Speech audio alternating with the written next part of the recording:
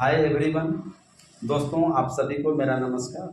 आज मैं बताऊंगा कि अगर शरीर में डिहाइड्रेशन हो जाता है, उसमें भी अगर सीवियर डिहाइड्रेशन हो जाता है, जब आप चिकित्सक के पास जाते हैं तो चिकित्सक आईवी फ्लूइड चढ़ाने की सलाह देते हैं।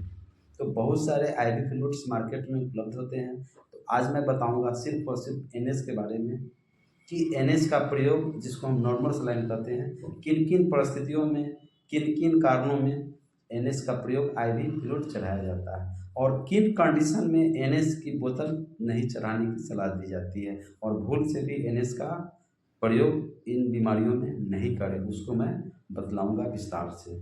आप जानते हैं कि डिहाइड्रेशन होने का बहुत सारा रीज़न है। अत्यधिक दस्त होने के कारण आपके शरीर में डिहाइड्रेशन होता है। वोमिटिंग होने के कारण आपके शरीर में डिहाइड्रेशन होता है।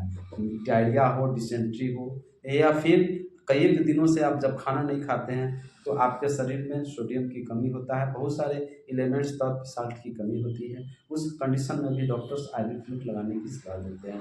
आपका ब्लड प्रेशर काफ़ी लो हो जाता है, उस कंडीशन में भी आपको डॉक्टर्स सलाइन चढ़ाने की सलाह देते हैं। चले, बहुत सारे कारण है जिसमें डॉक्टर्स आईवी फ्लूइड चढ़ाने की सलाह देते हैं। चलिए हम बात करते हैं सिर्फ एनएस के बारे में। एनएस क्या है? एनएस का प्रयोग, जिसको हम नॉर्मल सलाइन कहते हैं, जो हम दोस्तों मैं बात कर रहा हूँ आईवी फ्लूइड की बात कर रहा हूँ, इंट्रावीनस उसको कहा जाता है।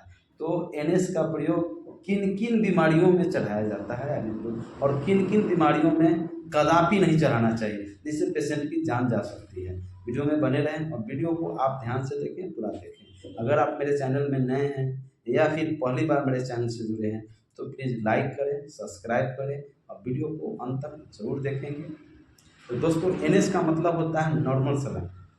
जिसमें साल्ट की बात करें तो उसमें सोडियम क्लोराइड 0.9% पाया जाता है और एनएस आपको 500 ml में उपलब्ध होता है, 100 ml में उपलब्ध होता है। तो शरीर में अगर डिहाइड्रेशन होता है, या दस्त से हो, या उल्टी से हो, या अन्य कारणों से, तो उसमें भी डॉक्टर्स एनएस चढ़ाने की सलाह देते हैं और एनएस चढ़ाया जाता है।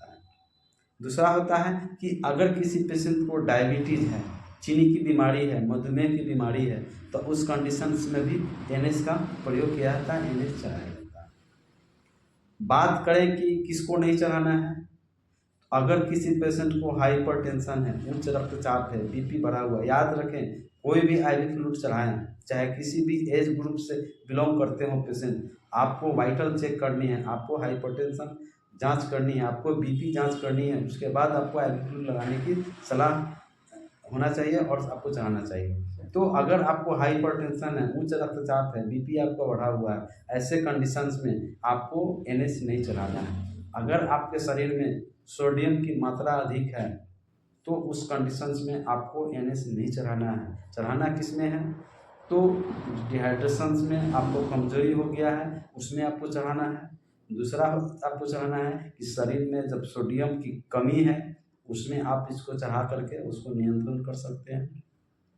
अगर किसी पेशेंट को वुंड हो, इन्फेक्शंस हो गया, घाव हो गया, तो उस घाव को वॉश करने के लिए, उस घाव को धोने के लिए, चाहे वो एक्सीडेंटल हो या फिर अन्य कारणों से घाव हो, तो एनएस से उसको अच्छी तरह वॉश किया जाता है, एनएस से उसको धोया जाता है। दूसरा होता है कि इंजेक्शंस, बहुत सारे ऐसे इंजेक्शंस हैं जो पाउडर फॉर्म में आते हैं, तो उस पाउडर फॉर्म में इंजेक्शन को डाइल्यूट करने के लिए एनएस का प्रयोग किया जाता है। उसके बाद किसी पेशेंट को रीनल, किडनी संबंधी समस्याएं हैं, हार्ट संबंधी समस्याएं हैं, या फिर अन्य कोई समस्याएं हैं, तो उस समस्याओं को डिपेंडेंट निर्भर करता है पेशेंट के कंडीशन के अंदर, उस कंडीशन में भी एनएस का प्रयोग किया जाता है।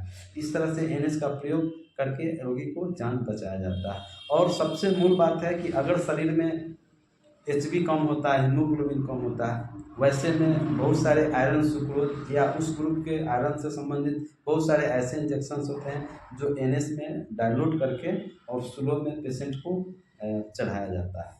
तो ये होता है दोस्तों एनएस का प्रयोग। तो दोस्तों, वीडियो कैसा लगा इसको कमेंट्स करके आप बताएं।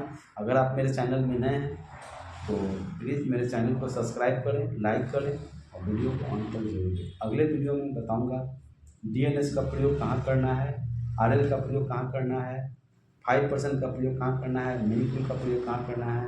इस तरह से बहुत सारे फ्लूइड्स होते हैं। वैसे तो मुख्य रूप से 4 फ्लूइड्स ज़्यादातर डॉक्टर्स लिखते हैं और सलाह देते हैं चलाने के लिए। तो इस पर मैं विस्तार से अगले वीडियो में आपको विस्तार से चर्चा करता हूँ। उम्मीद करता हूँ कि यह वीडियो काफ़ी आपके लिए महत्वपूर्ण रहा होगा।